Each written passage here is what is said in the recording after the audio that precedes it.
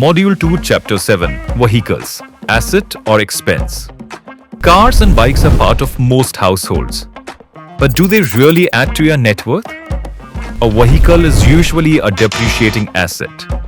Its value declines over time, and it often comes with running costs like fuel, insurance, and maintenance.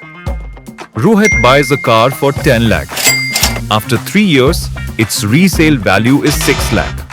But he has spent 3 lakh on fuel and insurance. Is net worth impact minimal or negative?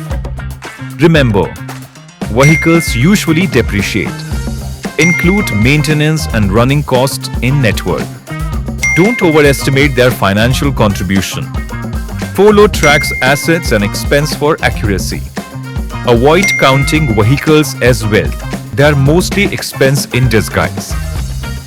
Folo helps track vehicles as part of your net worth, accounting for depreciation and expenses, so you get the real picture.